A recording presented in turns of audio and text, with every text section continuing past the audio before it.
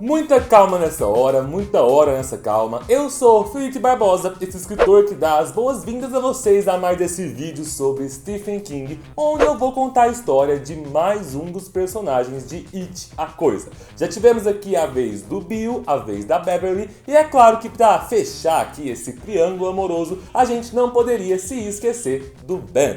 Hoje nós vamos contar a história dele no livro, falar um pouquinho da paixão dele pela Beverly e sobre como ele conseguiu mudar completamente a sua aparência, mas continuar com os traumas causados pelo Pennywise lá no interior dele.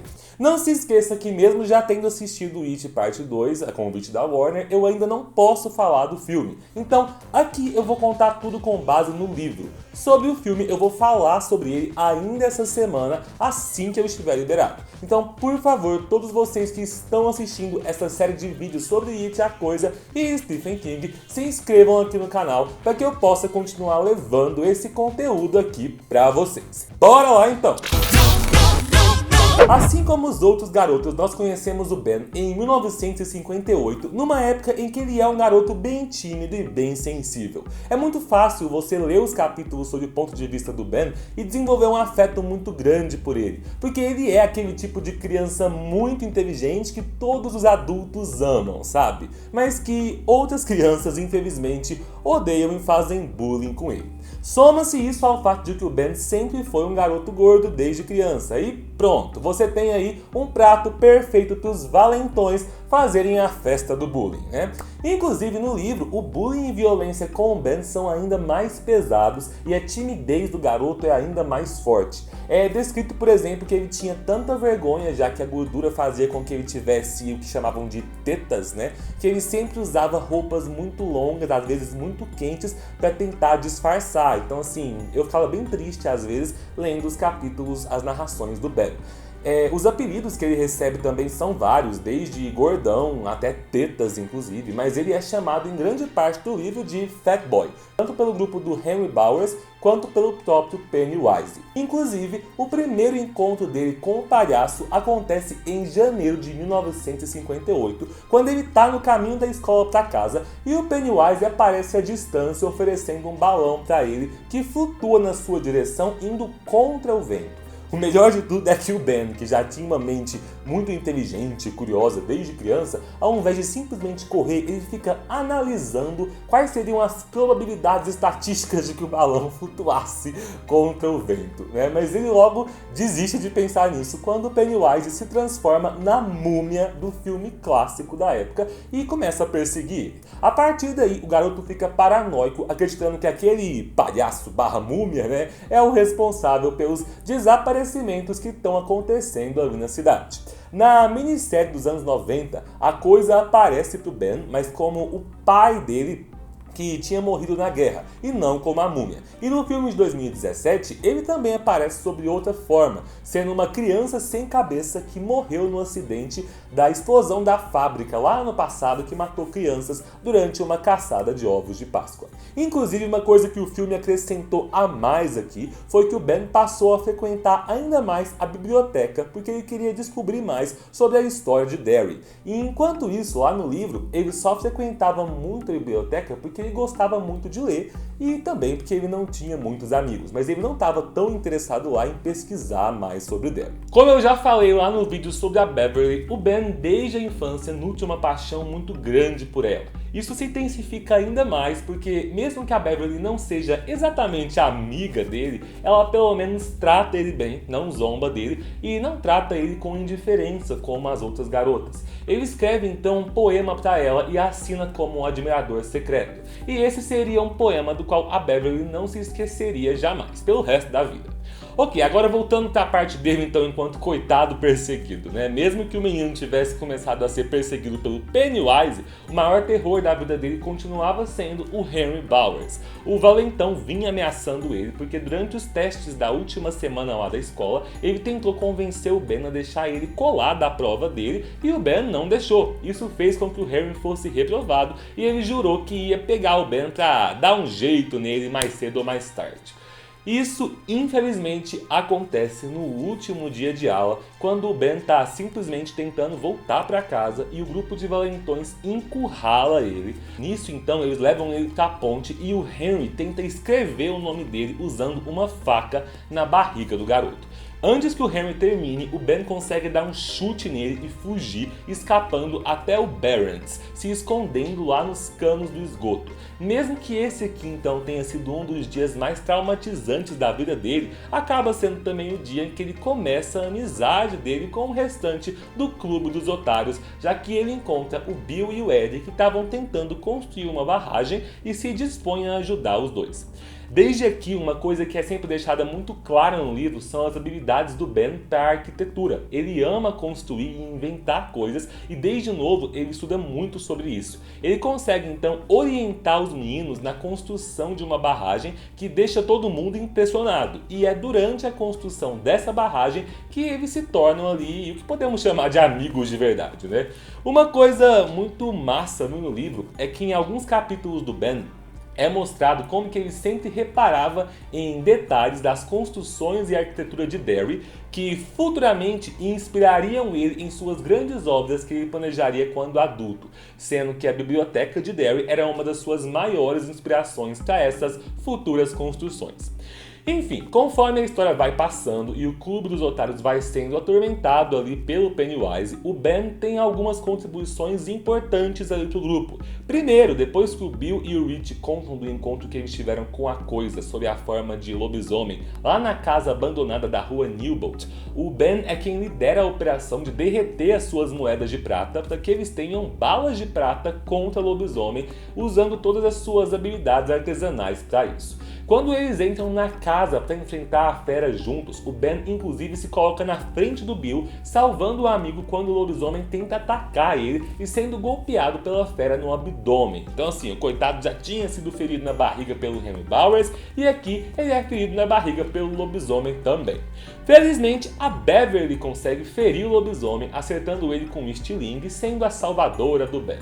Infelizmente, nesse mesmo capítulo, o Ben começa a perceber que tá rolando um clima entre o Bill e a Beverly. E isso deixa ele bem mal, né? Porque ele escreveu o poema, ele tem toda a paixão por ela, então ele começa a ficar com ciúmes ali. Nesse momento aqui da história é onde o Ben começa a trazer pros perdedores uma reflexão muito interessante sobre o que realmente significa ter poder na batalha contra o It. É ele quem tem a primeira sacada de que o poder deles para ferir a criatura lá na rua Newbolt não eram as balas de prata, e sim a crença deles de que aquilo iria funcionar e a união deles enquanto amigos.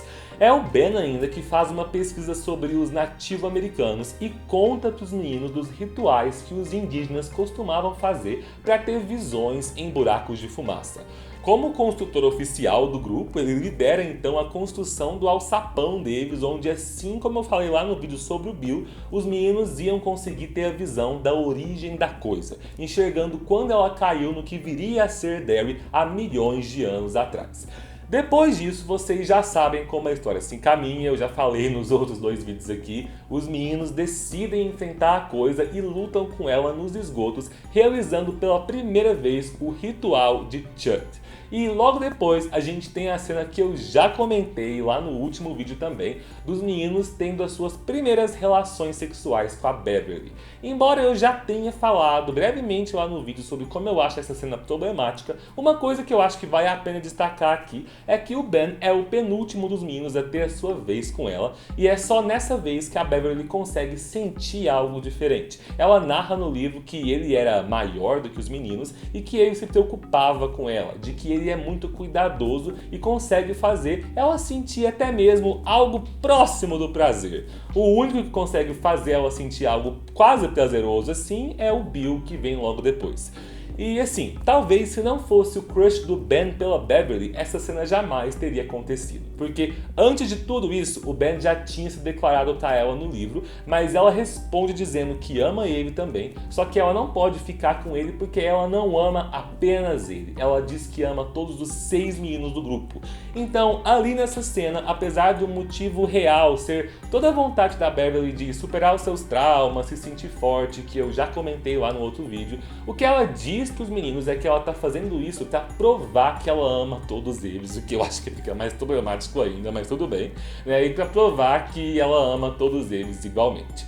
Bom, mas todos conseguem perceber então no jeito que é a relação dela com o Ben e com o Bill, que ela não ama todos eles igualmente, até porque ninguém ama, né, gente? Convenhamos.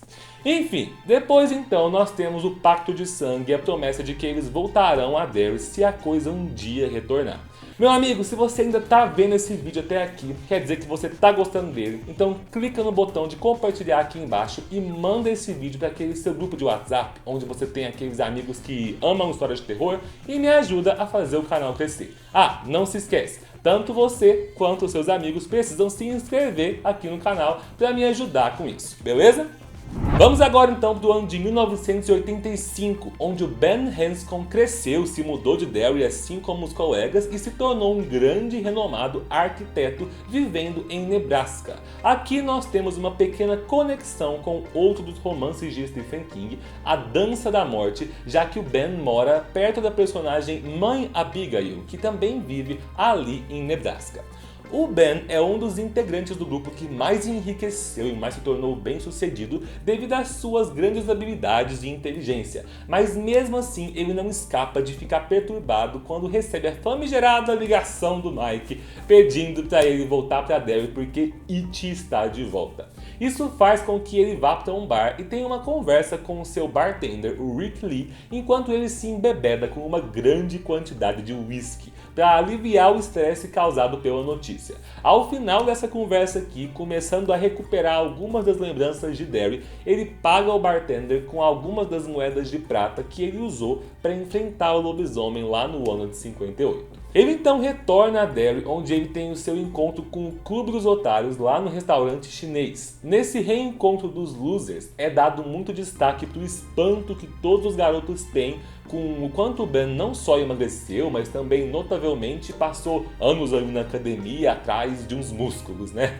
E o Ben fala bastante nesse capítulo sobre como foi todo o processo, como ele começou a emagrecer já no ensino médio, como é que ele encontrou a sua motivação. Ele dá meio que ali uma mini palestrinha motivacional sobre perder peso. Fica até um pouco tosco no capítulo, mas enfim, ele tem o seu momento ali para falar do que ele passou os últimos anos fazendo. A partir dali, durante os reencontros de cada um dos meninos com o Pennywise, o Ben tem o seu reencontro com o palhaço na biblioteca. Ele vai até ali para reencontrar, né, o que foi um dos seus locais prediletos de Derry, e quando ele chega lá, ele percebe que tem alguma coisa sobrenatural fazendo com que ele misture e confunda o que é passado com o que é presente. Alguns cartazes de avisos na parede são os mesmos da época em que ele é criança. A bibliotecária está lendo para as crianças a mesma história de quando ele era criança e a voz do Pennywise fica atormentando ele o tempo todo ali no meio da biblioteca, dizendo que se ele não desistir, abandonar o grupo e sair de Derry, ele vai matar todos os 6. Junto com os amigos então, o Ben começa a perceber a grande intenção do palhaço, que é nada mais do que separar os 6 para que eles fiquem mais fracos. O Ben começa a se esforçar então para que os 6 adultos se mantenham juntos e no meio disso ele começa a reviver os sentimentos dele pela Beverly, embora ela também esteja revivendo os seus sentimentos pelo Bill. Vale a pena destacar aqui uma das minhas cenas preferidas do filme dos anos 90, onde a Beverly diz pro Ben que sabe que foi ele quem escreveu o poema, se declara pra ele e beija ele. E depois de tudo isso, o Ben descobre que na verdade ele estava beijando o Pennywise disfarçado de Beverly, e o Pennywise, naquele jeito sarcástico dele, vira pra ele e diz: "Kiss me, fat boy!" Então assim, eu acho interessante como eles conseguem trabalhar o fato do Ben ter ficado magro e musculoso, mas ainda ter vivo dentro dele todos os traumas da rejeição e do bullying que ele sofreu por ser gordo quando era criança. Todos os ataques do Pennywise então estimulam os losers a se unirem para ir ao confronto final com a coisa, que acontece nos esgotos com a sua forma de aranha, onde eles realizam o segundo ritual de Church. O Ben tem uma participação muito especial na batalha, pois é ele quem descobre os ovos do Pennywise, descobrindo ali que a criatura estava se reproduzindo. Então, antes que aqueles filhotes ali de aranha palhaço nasçam, o Ben pisoteia todos os ovos, acabando com a prole da coisa. Depois que tanto It quanto seus filhotes foram derrotados, cada um dos adultos agora toma o seu caminho para casa, bem felizes, né? Felizmente, Ben e Beverly terminam juntos. Sim, eles reconhecem ali tudo que eles sentem e sempre sentiram um pelo outro e vão ter uma vida felizes. Não se sabe exatamente para onde eles mudaram, já que no final do livro, quando o Mike tenta ligar pro Ben algum tempo depois, lá para Nebraska, ele não consegue falar com o Ben porque é dito que o número não existe mais. Então tudo indica que o Ben e a Beverly se mudaram para um outro estado e estão vivendo felizes por aí. Bom, pessoal, é isso. Essa foi a história do Ben. Faltam 4 losers para eu contar a história e eu vou falar deles aqui nos próximos dias. Então se inscreve no canal. Se você tá vendo esse vídeo aqui no futuro e já assistiu o filme It Parte 2, me diz aí o que você achou das diferenças que tiveram aqui da versão do cinema. Se você não assistiu o filme ainda, me conta o que você tá esperando dele. Fica de olho porque nos próximos dias eu também vou lançar um vídeo aqui falando das minhas cenas prediletas do filme It a Coisa capítulo 2. Então se inscreve no canal para você não perder esse vídeo. Um beijo e até a próxima!